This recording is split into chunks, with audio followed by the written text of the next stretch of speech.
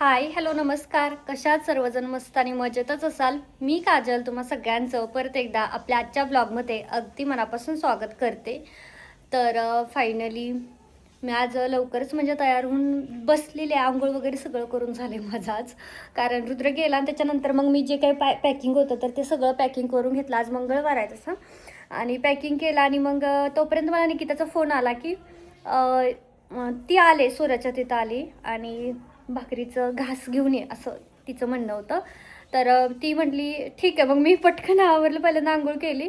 कारण आता ती म्हटली भाकरीचा घास, पण आमच्याकडे कसं बाजरीची भाकरी किंवा ज्वारीची असेल तर नेतात. पण आता मी रात्री चपाती केली तर आता माझ्याकडे शिळी चपाती आहे आणि मी दुसरी ताजी भाकरी करून येईल, पण ताजी न्यायची नसती, शिळी न्यायची असती वाटतं. तर आता मी चपातीचं नेणार आहे. आता बघूया, तिची सासू वगैरे पण येते सोबत. तर मला असं नको म्हणायला की पोरगी पारुशी आली काय, म्हणून मी सकाळी लवकर उठले. तरी पावसामुळे त्यांची थोडीशी ट्रॅव्हल्स ना लेट झाली. नाहीतर इतक्या पहाटेचं सोडतात ना, 5:30-6पर्यंत सोडतात, पण तिला थोडं लेट सोडणार आहेत. कारण पाऊस एवढा आहे आणि मला फोनवर सांगते अजून केवढा पाऊस आहे. तिला बोलले बरं का की जूनच्या एंडिंगलाच ये गं बाई, पोरगं एवढं लहान 2-3 महिन्याचं घेऊन येणार आहे जूनच्या एंडिंगला. पण तिचं असं होतं की पेरण्या वगैरे झाल्यानंतर सासू सासऱ्यालाच घेऊन यायचं. 2-2 पोरं सांभाळायला होणार नाही. 2-2 म्हणजे पिहू पण अजून लहानच आहे, अजून 3 वर्ष पण नाही कंप्लीट. म्हणजे आता 3 होतील तिला ऑगस्टमध्ये. तर त्याच्यामुळे ती मग तिला त्यांना घेऊनच जायचं. तिचं एक म्हणणं होतं की मी जर पुढे आली तर ते मागणी येणार नाही, मग कंटाळा करतील. तर ह्या हिशोबाने मग ती घेऊनच आली. बाकी मी आता आवरलं लगेच आणि देवपूजा पण माझी झाली. तर आता मी बघती त्यांची वाट, कधी एकदा येता येते. तर आधी व्हिडिओ काढायचा ना माझा काही सेटअप नव्हता. म्हणजे मी इकडच्या साईडला लावायचे कॅमेरा आणि असा व्हिडिओ काढायचे की मग माझा सोफा वगैरे पाठीमागचे सगळं दिसायचं. आता कपाट घेतलं आहे साड्यांचं, तर म्हटलं कपाटाच्या पुढे उभा राहून आपण व्हिडिओ शूट करूया. म्हणून मला इथं हा जो मोठा बल्ब पलीकडे होता ना, तर तो इकडे लावून घ्यायचा होता. आणि यासाठीच माझं एक कसं केव्हापासून असं मला वाटते की नाही माझ्याकडे माझं स्वतःचं घर पाहिजे. कारण ना मला माझ्या व्हिडिओ शूटसाठी मला जशा हव्या ना तशा लाईट तिथे लावून घेता येतील. हे सारखं मग असे मोठे मोठे बल्ब घ्यावे लागत आहेत, नाहीतर मग रिंग लाईट हे ते. पण ठीक आहे, मी हा एक बल्ब आणि रिंग लाईट लावते तर माझं छान शूट होतं. म्हणजे 2 रिंग लाईटची गरज नाही वाटत मला. आणि मग हा मोठावाला इथं लावून घेतला. बारीक असण्याचे किती फायदे आहेत बघा. कुठूनही कसंही माकडासारखं उड्या मारता येतात, काही करता येतं. तर बारीक असण्याचे सुद्धा खूप जास्ती फायदे असतात. जसे तब्येत असावी वाटतं ना, तर बारीक असलं ना स्वतः छान वाटतं. हां, थोडासा कॉन्फिडन्स लेवल थोडीशी कमी असते बारीक लोकांची, की मी किती बारीक आहे, बारीक आहे. पण मला शक्यतो नाही इतकंसं वाटत दुसऱ्यांसारखं की मी खूपच बारीक आहे वगैरे. मला छान वाटतं, ठीक आहे ना, एवढंही चालतं आहे असं माझं म्हणणं असतं. पण बाकीच्यांनाच असं वाटतं की मी लईच बारीक आहे, लईच बारीक आहे. पण आता काय करणार, जर असं आपण जन्मताच असले बारीक असेल तर आता त्याला काहीही खा तुम्ही, ते जाडं होणारच नाही. माझं लेकरूही माझ्यावरच गेलं आहे. सगळ्यांना असं वाटतं आम्ही दोघंच जेवत नाही. पण माझ्या मैत्रिणीचं असं म्हणणं आहे की म्हणजे आम्ही स्वतः, तीही माझ्याकडे असते दिवसभर, तर ती ना घरून एकदा जेवण करून आली ना, मी चहा देईल तेव्हा ती चहा पिते. ती म्हणजे आम्ही सारखं म्हणजे तोंड आमच्या दोघांचं माझ्या लेकरात चालूच. ती म्हणते की तिला आम्ही म्हटलं ना खा, नाही नको माझं पोट भरलं असं म्हणते. आणि एक आम्ही आहे की आम्ही कितीही खा, म्हणजे सारखं चालूच असतं आमच्या दोघांचं तोंड. तरी आम्ही सुधारणारे लोक नाही आहे, असंच राहणार. काही जे जाड असतात ना, न खाताही ते खूप जास्त जाड होतात. तर ठीक आहे, जाऊ द्या, चला आता बघूयात, जेव्हा होईल तेव्हा होईल. नाही झालं तर नाही झालं, चालतं आहे. तर एक PR चं पार्सल आलं होतं, तर तेच म्हटलं ओपन करून ठेवावं, म्हणजे सकाळ किंवा दुपारी मग शूट करून घेईल जसा वेळ भेटेल तसा. तर बघत होते याच्यामध्ये काय काय. म्हटलं बॉक्स एवढा मोठा आहे म्हटल्यानंतर बऱ्याच वस्तू असतेल्या. तर याच्यामध्ये 2च वस्तू निघाल्या आणि एक पलीकडे, तर अशा टोटल 3च वस्तू होत्या. पण ठीक आहे. मग हे ना, आता आम्ही वर राहतो आणि खाली खालचं रूम ओनरचं घर आहे. तर रूम ओनरच्या दाराच्या पुढे ठेवलं होतं आणि 2 दिवसांपासून तिथं होतं. मी म्हणते माझं PR चं पार्सल येणार होतं, येईना का येईना का. मग सकाळी रुद्रेला सोडून येताना मला वर येताना दिसलं. म्हणलं हे यांचं तर नसेल, कारण ते तरी राहतच नाही. मग मी घेऊन आले तर माझं होतं. तर हे सगळं असं आहे. आणि चला आता बघू, उद्या परवा ह्याचं शूट करून घेईल. चांगल्या युजफुल वस्तू आहेत पण या घरात लागणाऱ्या. तर माझं पार्सलचं काम आत्ताच झालं. तर मी काय म्हटलं की चला कमेंट वाचाव्यात. बघत होती तर एका माऊलीच म्हणेन, कारण माझ्यासाठी आईसारख्याच आहे त्या. त्यांची कमेंट होती की काजल, सख्या बहिणी सख्या जावा यांच्यासोबत फ्रॉड झालाय, तर त्यांचा व्हिडिओ बघ, तू ओळखत असशील कदाचित त्यांना किंवा तोच असेल. तर माझ्यासोबत ज्याने फ्रॉड केला तो साऊथचा होता, कर्नाटकचा होता. साऊथ तेलगू कुठला तो, साऊथ ह्याचा होता तो. तर त्याच्यामुळे त्याने माझे पैसे दिले, त्याचा काही विषयच नाही आहे. पण आपल्याला एक राहतं ना की बाबा चला कोण आहे काय आहे बघावं, म्हणून मी जस्ट त्यांचा आता व्लॉग बघत होते आणि ऐकत काम करत करत ऐकत होते. तर मी बघितलं, तर मी तुम्हाला दाखवते की म्हणजे काहीच माझ्यासोबत तर आता इतकं चांगलं होतंय ना सगळं, अक्षरशः मला इतकं भारी वाटलं की म्हणजे ज्यांनी कमेंट केली त्यांच्यासाठीच खरं तर लय भारी. म्हणजे थँक्यू खूप सारं. आता मी तुम्हाला का ते दाखवते. तर आता हे बघा, हा त्यांचा व्हिडिओ आहे सख्या बहिणी सख्या जावयांचा, आणि ह्यांचा याच्यावरती ना मोबाईल नंबर बघा त्या माणसाचा, बघितला 63 बघा, आता शेवट 86 आहे दिसते. मी झूम करून तुम्हाला दाखवते मोबाईल नंबर. आणि साड्या बिड्या त्यांनी तर ह्या साडीसाठी सगळे फसतायत, मी सुद्धा या साडीसाठी फसणार होते. तर हे त्यांच्यासोबत झाले त्याला बरेच दिवस झालं, आणि मला कॉल कधी आला मेसेज कधी आला तेही मी तुम्हाला सांगते. हे सगळं बघा तुम्ही आधी सगळं, आणि ह्याचा हा नंबरही बघा या माणसाचा. आणि मी तुम्हाला आता माझ्याकडचा नंबर दाखवते, म्हणजे माझ्या फोनमधला. 2 मिनिटं थांबा. म्हणजे खरं तर मला एक गोष्ट चांगलीच जाणवली की आपण दुसऱ्याचं वाईट नाही चितलं ना की आपलं कधीच वाईट होत नसतं, एवढं मात्र नक्की. तुम्हाला मी दाखवते, एकच मिनिट. तर त्याचं बहुतेक ह्यांनी स्ट्राईक मारल्यामुळे त्याचं व्हॉट्सअप बंद झालं, तर त्याने मला इन्स्टाला मेसेज केला आणि इन्स्टाला कॉल करत होता. इतके कॉल करत होता ना की म्हणजे विचारच नाही करू शकत आपण की मला इतके त्याने कॉल केलेत. मी तुम्हाला दाखवते.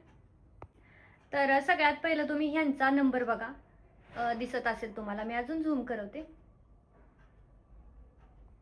यांचा. आणि आता तुम्ही हा नंबर बघा जो माझ्या फोनमध्ये आहे ना, तो बघा एक्झॅक्ट सेम. हे तर सोडा, डीपी पण सेम आहे.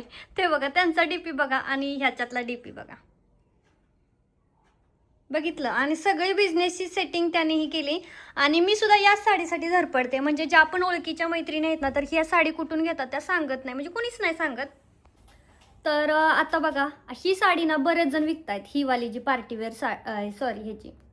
आणि ह्या सख्या बहिणी सख्या जावा, तर त्या दोघी ताई पण याच साडीसाठी फसल्या त्याच्याकडून.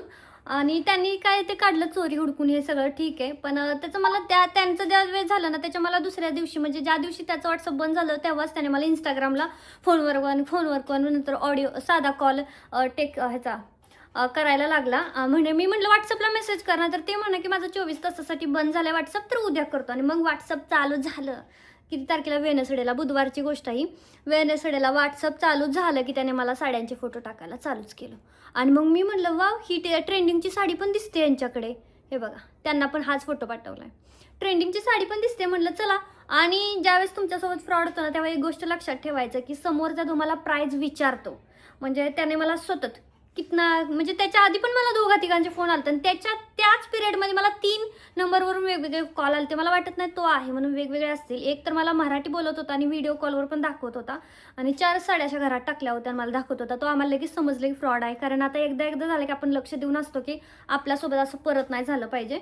मग मी काहीच नाही बोलले. मी म्हटलं पहिले आपकी प्राईस बताओ, म्हणजे त्या मला पहिलं विचारत होता. ह्यांचं कसं राहतंय, आता आपण जर सांगितलं की मला 300 रुपयाने भेटते, तर तो आपल्याला बोलणार की तुम्हाला मी 250 रुपयाने देतो, माझ्याकडून घ्या. आणि ह्यांच्यासोबत सुद्धा तसंच झालेलं आहे. रेट कमी सांगितल्यामुळे त्यांनी कदाचित घेतले असेल. आणि त्याने इतक्या व्हरायटी पाठवल्यात साडीच्या की जेवढ्या सुरतमध्ये सुद्धा नसतील अख्ख्या मार्केटमध्ये, इतक्या व्हरायटी पाठवल्यात. आणि मग इतके कॉल तर हा इतके करतो ना, जो तुमच्या मागं जास्त लागतो ना, तो सरळ समजून जायचं फ्रॉड आहे. जो तुम्हाला फास्ट रिप्लाय नाही करत, आता बऱ्याच बायका मला सुद्धा म्हणतात की पटपट रिप्लाय नाही करत वगैरे, किंवा कॉल रिसीव नाही करत, तर अशा वेळी तुम्ही समजून जायचे ट्रस्टेड आहे. आणि जो तुमचा पटकीना कॉल घेतो किंवा मग महागच लागतो ना, तर तो फ्रॉड आहे समजूनच जायचं. ह्याने बघा मला कॉल किती केलेत, फक्त मिसळं. मग त्याने साडीचा फोटो पाठवला, मी नुसतं मिसळं कॉल आहेत, नुसतं मिसळं कॉल. त्याच्यानंतर मी म्हटलं नाही असा नाही चले का, ओरिजिनल फोटो दाखव, ओरिजिनल व्हिडिओ टाक, ओरिजिनल व्हिडिओ कॉल कर, असं मी त्याला सांगितलं. आणि हे बघा तेच फोटो ओरिजिनल टाक म्हटलं तर तेच. आणि मग त्याच्यानंतर बहुतेक तो कुठल्या तरी दुकानात गेलाय, किंवा हा फोटो पण त्याने फॉरवर्ड केला, हे बघा फॉरवर्ड केलेला आहे. मग फॉरवर्ड फोटो म्हटलं की आपल्याला समजून जातं ना की ह्याने दुसऱ्या कुठल्या तरी मोबाईलमधनं किंवा दुसऱ्या कुणाचा तरी फोटो पाठवलाय. हा जर त्याच्याच मोबाईलमध्ये असता तर फॉरवर्ड असा मेसेज येत नाही. जर आपण ही आपली वस्तू किंवा दुसऱ्याचा फोटो जर समोर फॉरवर्ड केला तर त्याला फॉरवर्ड येतं, ह्याला येत नाही. बघा ह्यानं ओरिजिनल फोटो मला पाठवला. म्हटलं ओरिजिनल सुद्धा चांगली दिसते राव साडी, म्हटलं चला असेल चांगली तर घेऊया. नुसतं मॅडम ऑर्डर डालून मग मी त्याला काय म्हणलं की मला म्हटलं एक 200 पीस दे दो, मी त्याला म्हटलं 200 पीस दे म्हटलं. ठीक आहे म्हटलं अजून कमी रेट करतो, म्हटलं 210 रेट लगाता हो, 210 में ही देता हो असं म्हटलं बरं का. आणि मग त्याच्यानंतर आम्ही त्याला बोलले की मी म्हटलं मी सुरतच्या तिथंच राहते, जास्त लांब नाही म्हटलं, मला 30-40 मिनटं लागतात यायला, तर मी स्वतः येते आणि कलेक्ट करते. ठीक आहे मी म्हटलं मी स्वतः येते. आणि त्या दिवशीच आम्ही ह्यांचा व्हिडिओ, आत्ता मी ह्यांचा व्हिडिओ बघितला, त्या दिवशी नव्हता बघितला. ज्यावेळेस हे सगळं माझ्यासोबत झालं ना तेव्हा हा व्हिडिओ मी नव्हता बघितला. आणि मग जस्ट नंतर असंच आम्ही बघत होतो. आणि मग आता मग अशी मी असंच बघता व्हिडिओ म्हटलं ही नंबर तर म्हटलं ओळखीचा वाटतोय म्हटलं. मग मी त्या दिवशी याच्यावरूनच फोन, सारखे जर एखाद्या नंबरवरून आपल्या फोन येत असतील तर आपल्याला तो नंबर अगदी ओळखीचा होऊन जातो मेमरीमध्ये. माझं तरी एक गोष्ट आहे की म्हणजे समजा एखादा नंबर एकदा वाचला तर मी तो कधीच विसरत नाही, म्हणजे कधीच नाही, तो माझा हाय सपाट होतो असं आहे. त्याच्यामुळे मग हा पण मग मी माझ्या नंबर लक्षात, मी म्हटले हा नंबर माझ्या ओळखीचा आणि डीपी पण ओळखीचा वाटतोय. मग मी हे यांचं आणि हे मॅच केलं आणि देवाला म्हटलं देवा वाचवलंस रे बाबा. आणि ते झालं कधी गोष्ट बघा. त्याच्यानंतर आणि मग मी त्यांना मग काय म्हटलं की म्हटलं ठीक आहे म्हटलं मी तिथे येऊन साड्या कलेक्ट करते म्हटलं, मला पार्सल नको नाही पाठवायचं. तर ती म्हणे नाही मॅम बारिश हो रही है, आप भीग जाओगे, ये हो जाएगा वो हो जाएगा, मैं ही भेजता हूँ मैं ही भेजता हूँ. म्हटलं नाही नाही मैं ही आती हूँ. त्याच्यानंतर त्याने मला फोन करायचंच बंद केलं. हे बघा म्हणजे ह्याच्यावरून समजून जात आहे, म्हणजे जर तुम्हाला सुद्धा साड्या घ्यायच्या असतील तर एक डोक्यात ठेवायचं की त्यांना सांगायचं की मी आके विजिट करके मेरा माल ले लूंगी असं म्हणायचं. आणि मग त्याच्यानंतरच, आणि सुरतमध्ये सुद्धा मला वाटत होतं की फ्रॉड होत नाही, पण आता हे बघून असं समजलं की सुरतमध्ये सुद्धा फ्रॉड होतात. त्याच्यामुळे ना शक्यतो जाऊन विजिट करूनच घ्या. म्हणजे माझ्या तर जेवढ्या ओळखीच्या त्यांचं म्हणणं आहे की त्या स्वतः जाऊन आणतात वगैरे, तर जाऊन घ्या, कुणावरतीच विश्वास ठेवू नका, माझ्यावरती नाही. जर तुम्हाला माल भरायचा असेल, समजा मी तुम्हाला एखाद्याचा नंबर दिला आणि असं थोडे की तो नाही तुम्हाला फसवणार, असं नाही होणार. कदाचित मी तर सुरतच्या जवळ राहते त्याच्यामुळे माझं जास्त नुकसान नाही होत, पण आपल्या महाराष्ट्रातून या, परत ट्रेननी, परत ते मार्केट फिरा, नंतर माघारी जा, हे सगळ्यांना बायका इतका कंटाळता येत नाही ऑनलाईनच नंबर दे काजल आणि आम्हालाच मागवायचं, तर असं काहीच करू नका. या एकदा या, परत भले तुम्ही ऑनलाईन मागवा, एकदा या, मार्केट तपासा, विजिट करा, कुठलं काय चांगलं बाबा हा ट्रस्टेड आहे. आणि मेन गोष्ट म्हणजे जो सुरुवातीला चॅटिंग करायच्या आधीच तुम्हाला GST नंबर पाठवतो ना, तर तो फ्रॉड असतो. आपण जोपर्यंत मागत नाही तोपर्यंत त्याने GST नंबर नाही दिला पाहिजे, तो म्हणायचं ट्रस्टेड. हा तर एक सोडा, आता हा एक झाला, या नंबरवरून मी मानना झाली, ही करणं झाली, म्हणून नंतर त्यांनी दुसऱ्या नंबरवरून करायला चालू केलं. बघा मी तुम्हाला दाखवते, सुरत साडीवाला, हे बघा त्याने मला दुसऱ्या नंबरवरून त्याच साड्या आणि काय म्हणा 250 रुपयाला कोई साडी, आणि ही साडी पार्टीवेअर रेडीमेड ब्लाउज 250 रुपयाला. बघता क्षणी आमच्या चक्करला डोकं, अरे म्हणलं 800 रुपये आमची खरेदी आहे, तो 250 रुपयाला कसं काही रेडीमेड ब्लाउजची साडी देऊ शकतो. आणि बघा तुम्हाला दाखवते बघा रेडीमेड ब्लाउजची साडी, खोटं नाही बोलणार. आणि त्याच्या खाली रेट पण बघा, ह्याचा आवाज पण ऐकवते मी तुला, मला होते आवाज नाही, व्हॉइस मेसेज नाही केला त्यानं, ही टाकलंय की ह्याच्यात ज्या पण साड्या दिसत आहेत त्या सगळ्या 250 रुपयाच्या आहेत त्या म्हणून. आणि मग समजतंच लगेच प्राईस कमी सांगितली, कारण तुम्हाला नुसतं जिथे काय प्राईस कमी सांगतात तर ते नक्कीच फ्रॉड असतात 100%. बरं हा दुसरा झाला, आणि हा सुद्धा त्याच दिवशीचा घटना तुम्ही बघितला असेल. त्यानंतर अजून एक तुम्हाला दाखवते. एकाच दिवशी मला 3 नंबरवरून कॉल आले ती. हे बघा याने सुद्धा मला तीच साडी पाठवली. हे बघा GST नंबर आणि हीच साडी. आणि जो तुम्हाला सुरुवातीला विचारतो की तुम्ही ही साडी काय रेटनी घेता, तर तेव्हा समजायचं तो फ्रॉड आहे. ठीक आहे.